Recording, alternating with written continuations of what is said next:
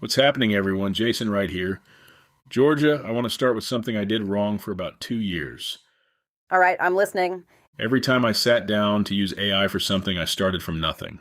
Blank box, type a prompt, hope it comes out useful.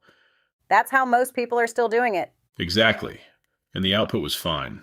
Generic, but fine. I'd spend 20 minutes fixing it, which is about how long it would have taken me to write it myself. So what changed? I stopped prompting and started building a workspace. One project with everything about my business loaded into it, my offer, my pricing, my audience, how I talk, what I've already tried, what didn't work. How much is everything, though? Because that sounds like a weekend. It was about 2 hours the first time. And I'll be real honest with you, I resisted it because 2 hours felt like a lot when a prompt takes 10 seconds. But you keep paying that 10 seconds over and over. That's the part I missed. A prompt is cheap once and expensive forever. Context is expensive once and free after that. Okay, so what does it actually change about the output? Because I think people hear context and assume it just means better writing. It's not better writing. It's that it stops guessing. Before, I'd ask for an email and get an email that could have been for anybody.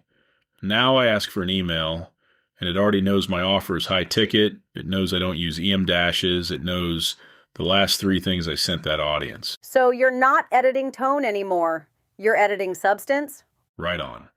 Which is the only editing worth doing. I want to push on something, though. Doesn't that make everything sound the same after a while? You've locked it into one version of you. That's fair, and it happened. Everything started sounding like the same three sentences. So what's the fix? You feed it what's new. The workspace isn't a monument. It's a living thing. When something changes in the business, it goes in. When a campaign works, that goes in. So it's less like a settings file and more like a coworker who's been there a while. That's a good way to put it. The coworker who's been there a while doesn't need the backstory every time you ask a question. Here's the thing I'd tell people listening. The 2 hours isn't the barrier. Writing down what your business actually is, that's the barrier.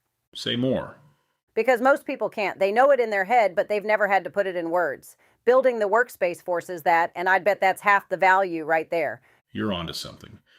When I did mine, I found out my offer wasn't nearly as clear as I thought it was. I couldn't explain it to a machine, which meant I probably couldn't explain it to a prospect either. That's the uncomfortable part. So here's my takeaway. If you're going to use AI in your business this year, spend the first 2 hours building the room before you ask it for anything.